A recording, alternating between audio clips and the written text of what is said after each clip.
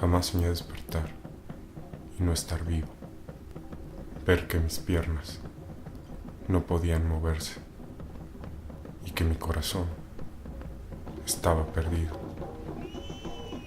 En ese momento, el pájaro cantó. Su misteriosa lengua hablaba conmigo. Sin entender una palabra, sabía.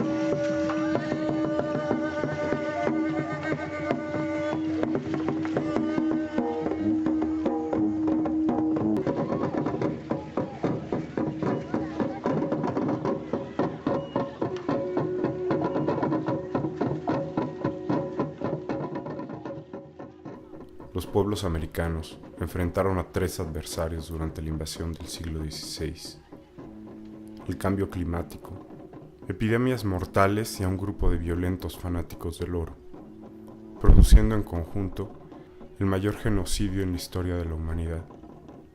Solo sumando las 2 guerras mundiales, nos acercamos a los 90 millones que se estiman.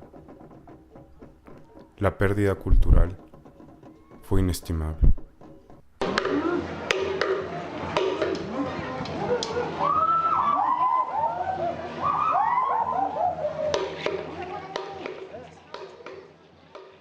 Anáhuac, nombre ancestral para la región que conocemos como Mesoamérica.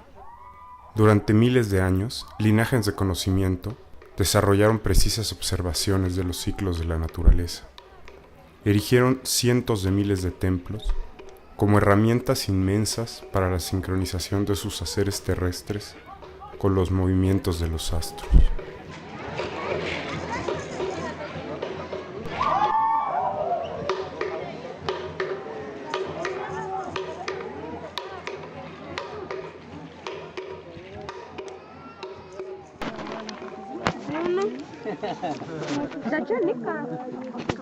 Itaquema. Mamperimpa Tacha.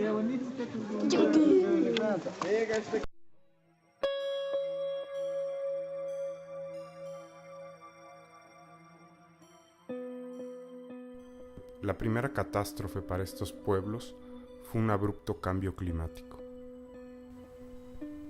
Siguiendo las gráficas que muestran las variaciones de temperatura a lo largo del tiempo, notamos que durante los últimos 100.000 años el clima fue mucho más frío e impredecible. En ese transcurso, otras humanidades perdieron la batalla contra los elementos. Desaparecieron. El robusto Neandertal hace 30.000 años, el pequeño Homo florensis hace apenas 12.000. Solo el humano alcanza lo que sería un oasis en el tiempo. Hace 10.000 años la temperatura se estabilizó y fue benigna para el humano. Permitió el desarrollo de la agricultura. Los descensos abruptos de temperatura en la gráfica marcan grandes transformaciones en las sociedades americanas. Hace 8.200 años, La práctica de la agricultura se dispersa por todo el continente. Hace 5.000 años, otro descenso se suma a la mayor erupción del volcán Popocatépetl de los últimos 30.000 años. Este evento sucede alrededor del inicio del llamado calendario maya. Otro evento significativo, hace 2300 años, coincide con el ocaso de los milenarios olmecas. El siguiente movimiento descendente importante que encontramos en la gráfica ocurre hace 1400 años, época asociada con la desaparición del Imperio Teotihuacano.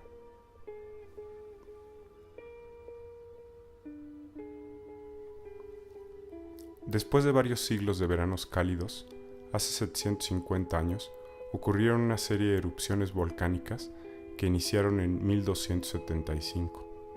Una época de fríos extremos, grandes ciclones, alternados con largos periodos de sequía. El hambre produce migraciones obligadas de norte a sur y brotes de guerra civil donde se extrema la imposibilidad de cosechar. Para mediados del siglo XV, se producen dos fenómenos que hacía más de 10.000 años no había presenciado el humano. Un descenso abrupto de temperatura conocido como el Sporer Minimum y una masiva erupción volcánica a finales de 1542 y a principios de 1543 en la isla Kauai en el Pacífico Sur, que arrojó entre 32 y 39 kilómetros cúbicos de magma. Los gases emitidos han ocultado una parte de los rayos solares que mantienen la temperatura del planeta, sumado al aumento de glaciares donde el hielo refleja otra parte de los rayos solares. La temperatura desciende. Reseñas de sus efectos quedaron registradas en los anales de la dinastía Ming. En la primavera del año 1543 registraron: continuas nevadas dañaron las cosechas de trigo. Pocos meses más tarde, varios pies de nieve cayeron en las 6 provincias. Decenas de miles de personas murieron congeladas.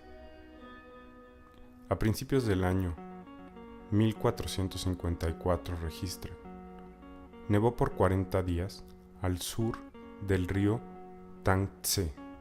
Incontables murieron de frío y hambre.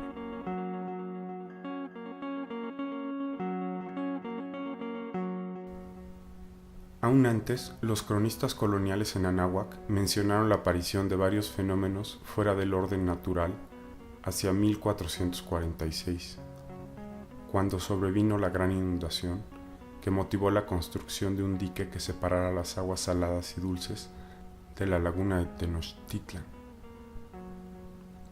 Chimalpa reporta una plaga de langostas para el mismo año.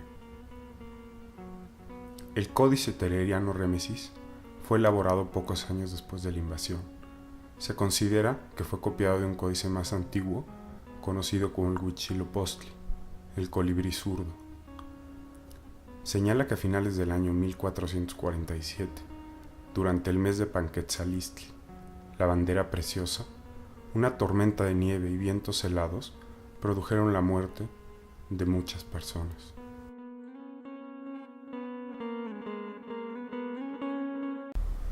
Eres como la serpiente que busca un nido, que busca un refugio, un hueco entre las piedras para pasar la noche, para pasar el día. Es la serpiente Quetzal, la que vive erguida, la que vive caminando con un solo pie, con una sola huella, con 2, con 3, con 4. Tú eres la quinta huella. El peso de la conexión con la tierra. El peso de tu cuerpo y tus sentidos.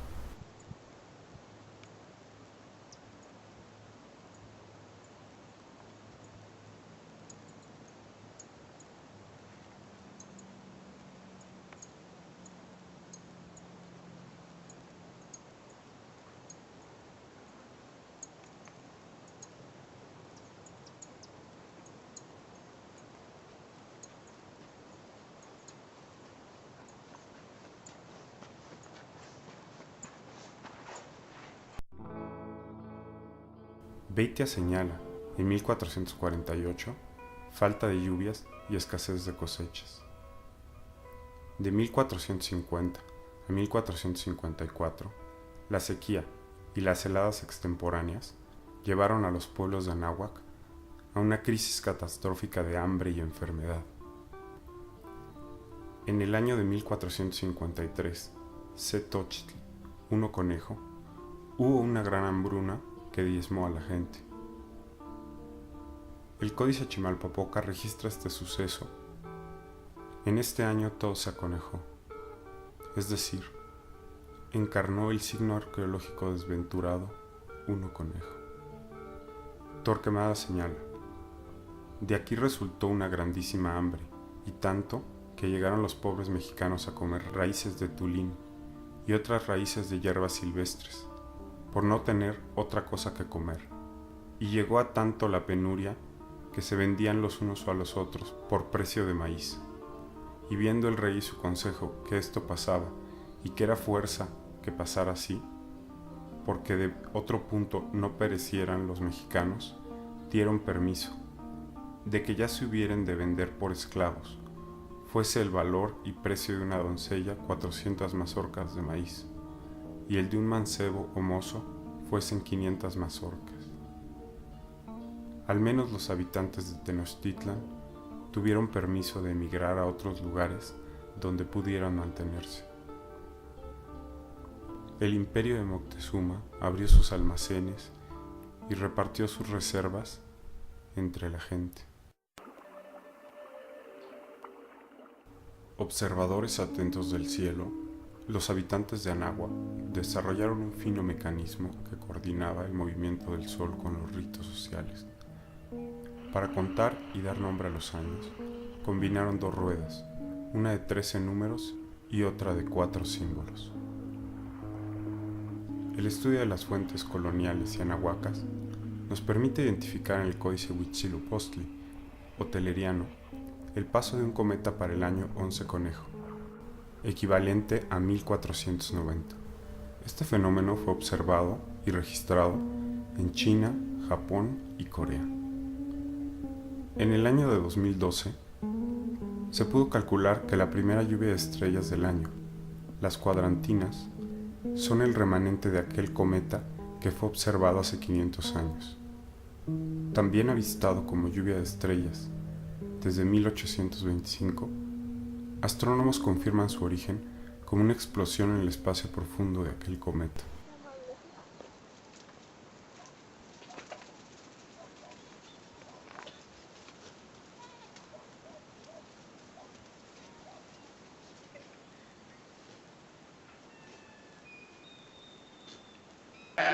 La vecina.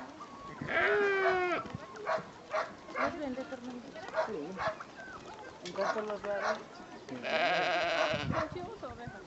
Sí, son borregos, Sí, borrego peligüey.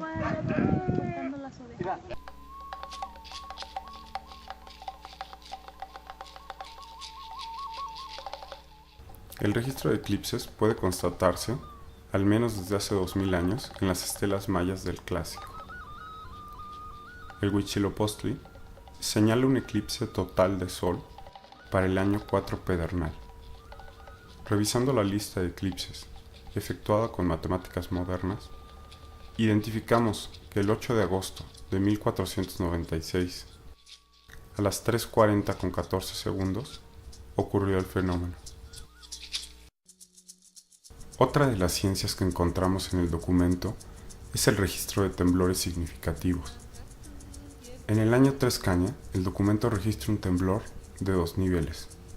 En total, el códice Huitzilopochtli reporta 11 temblores. Marca los niveles dividiendo el glifo de tierra con líneas verticales para los niveles mayores a 1. El mayor nivel registrado es 6. La escala de Richter que se usa ahora es bastante similar, solo que esta fue desarrollada al menos 1000 años antes, quizás miles más.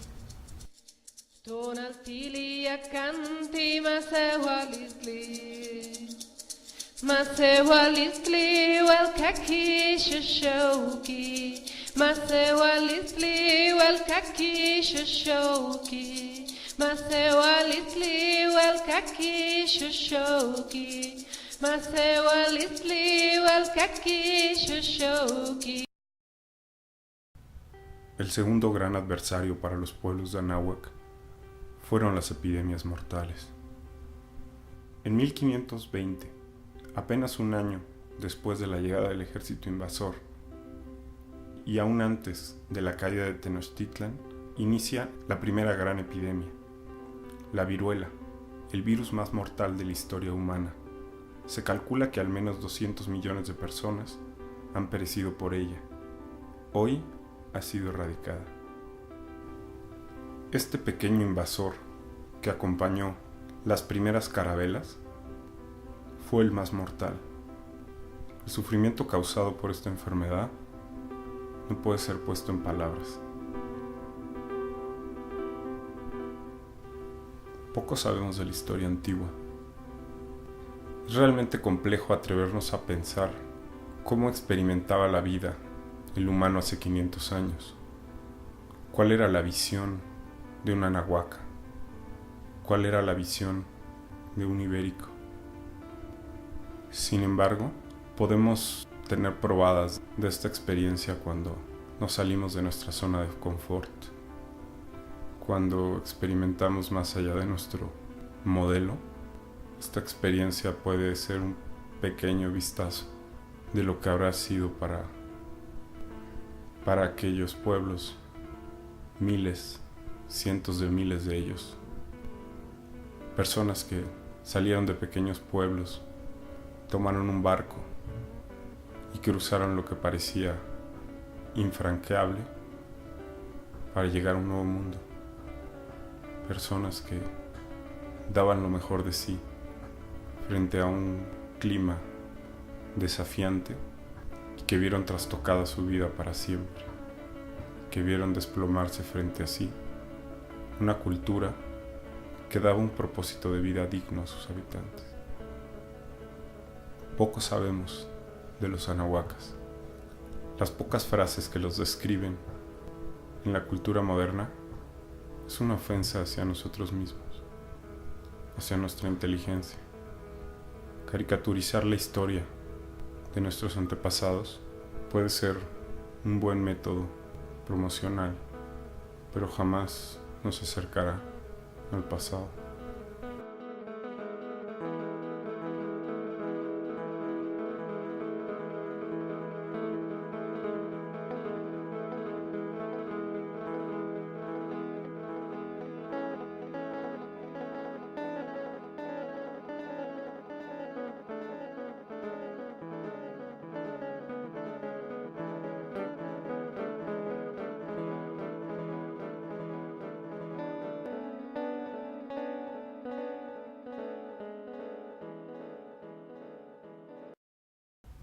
Francisco de Eguía, un humano que fue despojado de su libertad y hecho esclavo, será recordado como la persona que trajo la primera epidemia de viruela a América.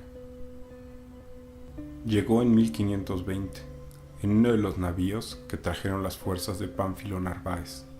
Venía enfermo de viruela y cuando salió a tierra fue pegando a los indios de pueblo en pueblo.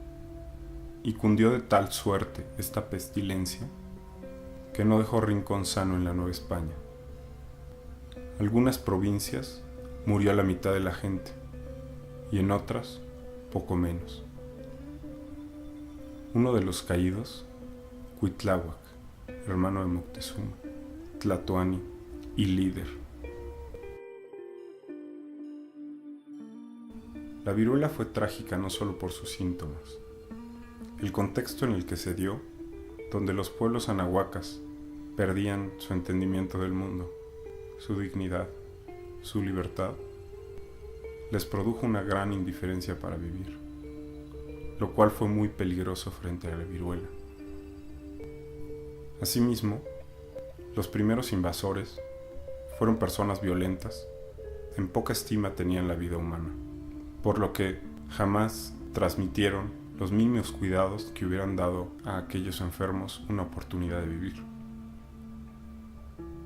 Acostumbrados a los baños de temazcal para curar sus males, los pueblos de Anáhuac utilizaron este remedio frente a la viruela, frente a un mal desconocido, un mal que se propagaba sin parar. El temazcal, al elevarles la temperatura, aumentaba el dolor y los precipitaba a la muerte.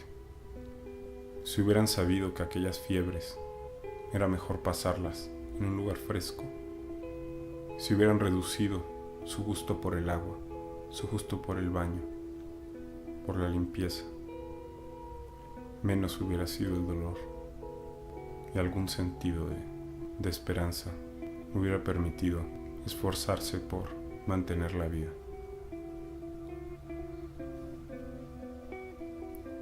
Muchos murieron de hambre, porque por todas partes caían de golpe y no podían curar los unos a los otros. Ni menos había quien les hiciese pan.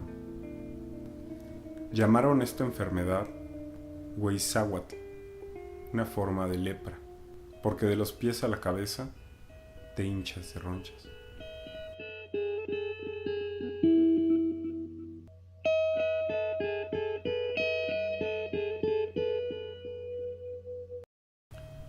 El tercer adversario, un grupo de desquiciados fanáticos por el oro. El Códice Huitzilopochtli reporta en el año 1529 la salvaje invasión de Nuño de Guzmán a Jalisco, Nayarit y Zacatecas. Obsesionados por la ridícula búsqueda de la mítica Cíbola o 7 ciudades de oro, donde según creían los árabes habían guardado el oro que sacaron en su expulsión de la península ibérica, a cada habitante o líder que encontraron en su camino, lo torturaron intentando descubrir aquel lugar imaginario. Para el año 1531 se reportan grandes huracanes que mataron con deslaves a decenas de miles de personas atrincheradas en las montañas. En este año brota la segunda gran epidemia, afectando severamente la resistencia de los anahuacas del norte. Viene por parte de los españoles y en esta ocasión fue el sarampión. Se difunde rápido y muchos mueren, no tanto como en la viruela, sin embargo, produce grandes estragos a la resistencia. Al sarampión llaman, en náhuatl, Záhuatl Tepitón, es decir, la lepra chica, para distinguirla de la viruela.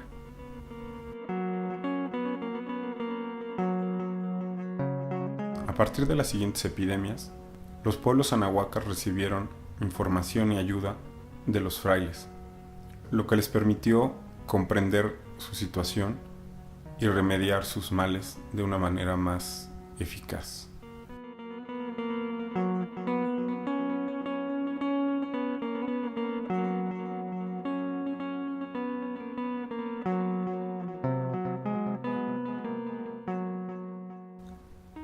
Para 1538, el Códice Huitzilopochtli vuelve a registrar otro brote de viruela. Sabemos que para 1534, Nuño de Guzmán es nombrado virrey de Nueva Galicia. Emprende una travesía de 7 años en la búsqueda de las 7 ciudades de oro, teniendo como único resultado de su aventura uno de los mayores genocidios de la historia.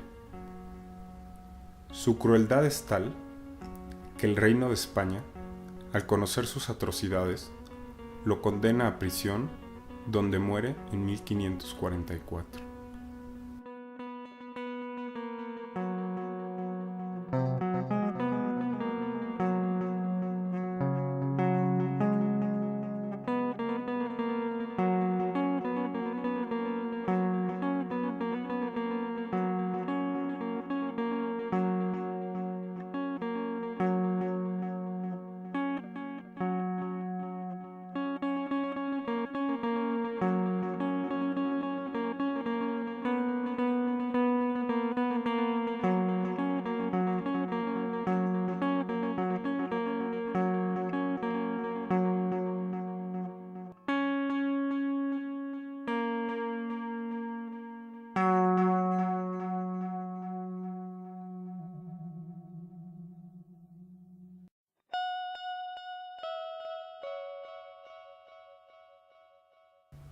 de no haber ocurrido este cambio climático, que empobreció a todas las naciones del mundo y las llevó al límite, llevándolos a atravesar un océano para buscar su sustento, el contacto entre los pueblos americanos y el resto del mundo probablemente se hubiera dado con los vikingos,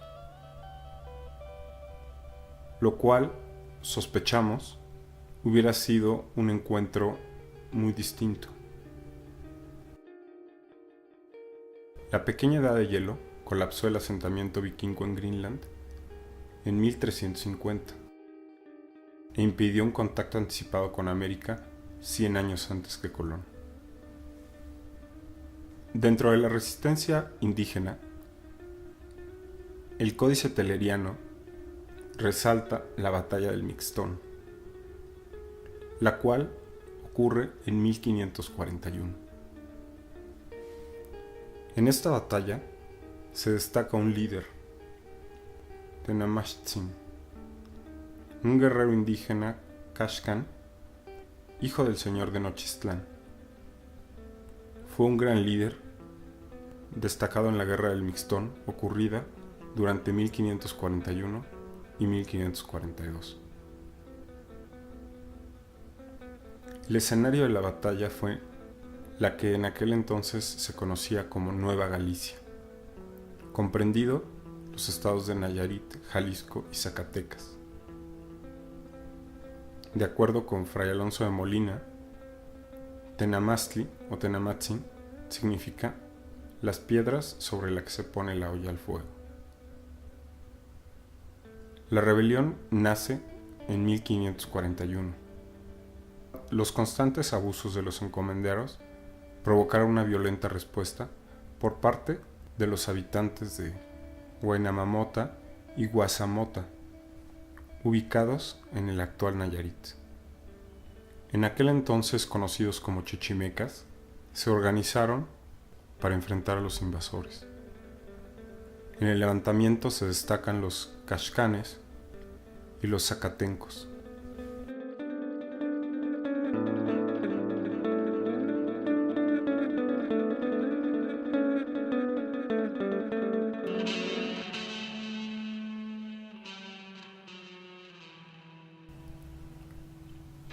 El asesinato de un pequeño grupo de líderes anahuacas por parte de unos encomenderos salvajes unió a decenas de pueblos de la zona que se levantaron en armas por toda la Nueva Galicia. Inicialmente alcanzan los 15,000 guerreros.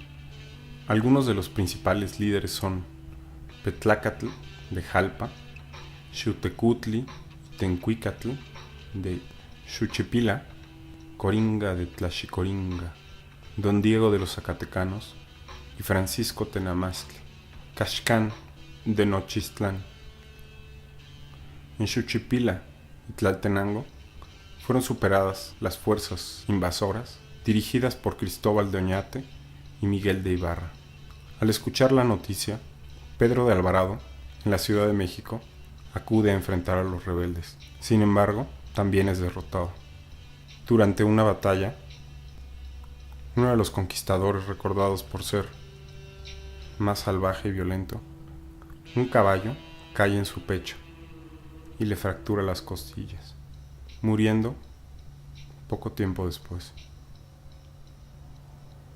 Don Diego, Petlacatl y Tenamastle sitian la ciudad de Guadalajara el 28 de septiembre de 1541. Cristóbal de Oñate, acompañado de la fuerza de artillería y un grupo de hombres a caballo, logra romper el sitio a través del engaño, ya que hizo creer a las fuerzas de la resistencia de Anáhuac que sus fuerzas eran superiores.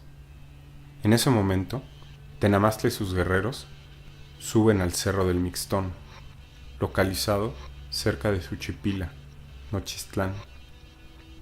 El Códice Huitzilopochtli registra este suceso en el año 10 Casa, equivalente a 1541, el enfrentamiento de Tenamastle contra el virrey Antonio de Mendoza.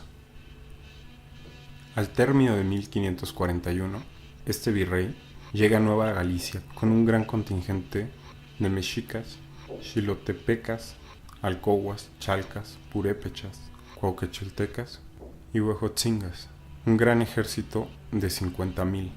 El pueblo invasor se vio beneficiado de su gran número.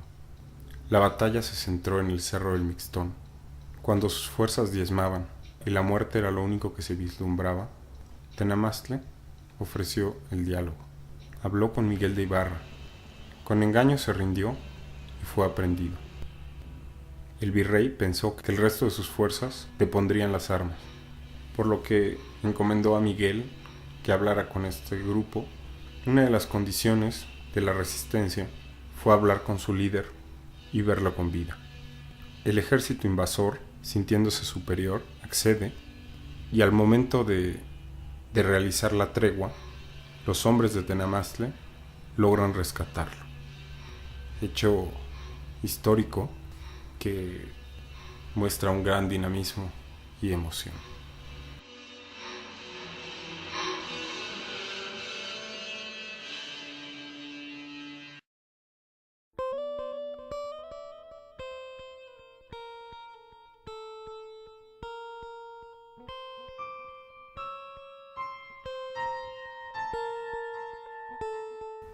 Por casi 10 años, Tenamastle, aliado con Chapoli, optan por la guerra de guerrillas, utilizando la Sierra Madre como su refugio.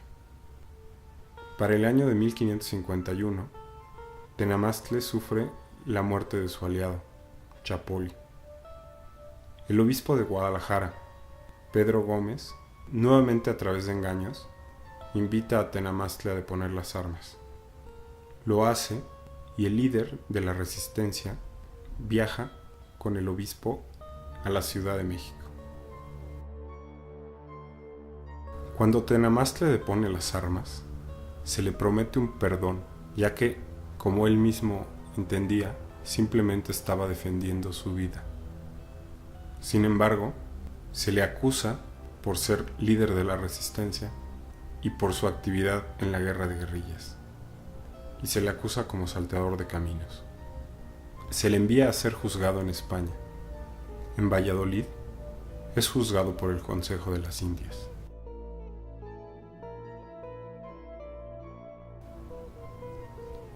Entre el año de 1554 y 1555 conoce al que sería su defensor, Fray Bartolomé de las Casas. Dentro de su defensa, el 1 de julio de 1555 presenta un documento que conocemos como Lo que suplica don Francisco y relación que hace de sus agravios. Lo dirige a Carlos I, rey de España y Consejo de Indias.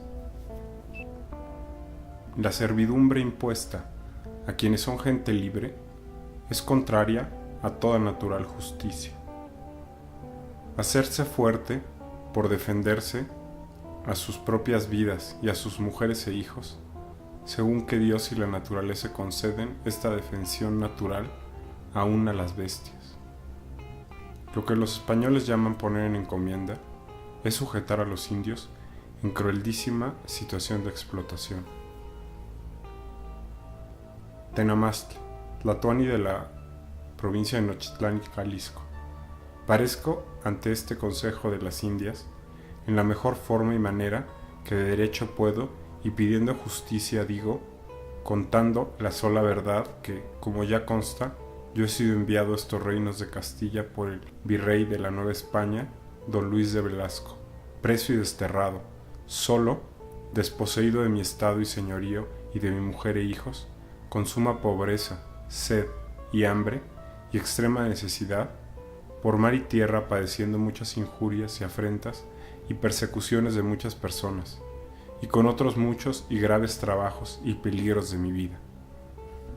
Y yo, el dicho don Francisco, viendo que inhumanamente a los 9 caciques juntos, sin justicia, hallándolos en sus casas y tierras seguros, habían ahorcado, y muchos e innumerables de mis vasallos habían perecido, no quedando de ellos, de todos los vecinos de aquel reino, una de 100 partes, no habiendo justicia, ni remedio de haberla, ni persona a quien quejarnos, o a quién pedirla, porque todos eran y son nuestros enemigos capitales, porque todos nos roban y afligían y tiranizaban, y como hoy, en este día lo hacen.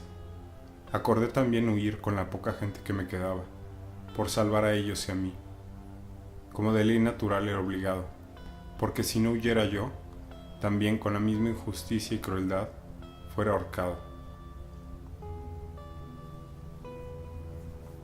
Y cuando han usado el nombre del rey, no ha sido sino para imponer y levantarnos culpas y pecados que nunca pensamos cometer, para excusar sus injusticias y violentar las tiránicas extrañas de toda humanidad en nosotros, por ellos inhumanísimamente cometidas.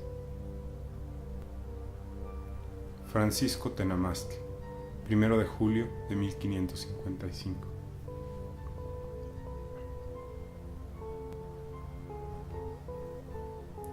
Sus testigos, el soldado Antonio Botiller, Fray Juan de la Puerta y Fray Melchor de Medina, confirmaron la identidad de Tenamastl y respaldaron su denuncia. El Consejo de Indias buscó consultar al virrey Luis de Velasco. Este intentó denostar a Tenamastl, reduciéndolo a un simple ciudadano, despojándolo de su herencia como líder del pueblo de Nochistlán. El oidor Gómez de Santillana contradijo el testimonio del virrey. En agosto de 1556, el Consejo de las Indias confirma las declaraciones de Tenamastl. Poco sabemos del destino de Tenamastl y de la conclusión de su juicio.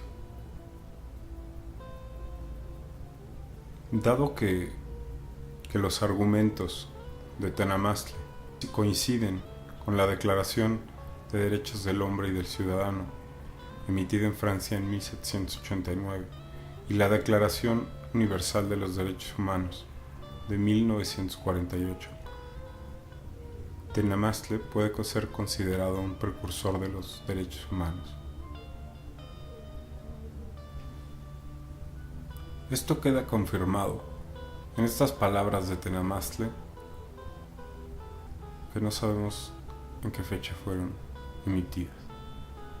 Suplico a vuestra Alteza que, teniendo ante sus ojos a Dios y a la verdadera justicia, consideren los incomparables agravios y males que yo y todos los naturales de aquella provincia hemos recibido y recibíamos en aquella sazón, y que no fue alzarnos y rebelarnos, sino por huir de la crueldad humana, y no sufrible de los españoles, como huyen los animales de quienes los quieren matar.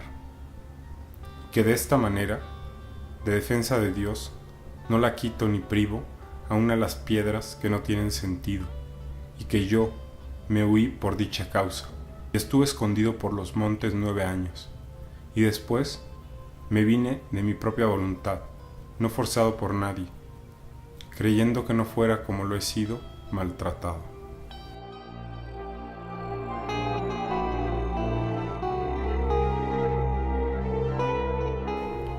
Pasados 500 años, las epidemias nos han fortalecido. El cambio climático se vuelve a hacer presente, vuelve a despertar retos. Los fanáticos del oro nunca dejaron las nuevas tierras, y después de saquearlas, dejaron tras de sí lo más mezquino de su ideología.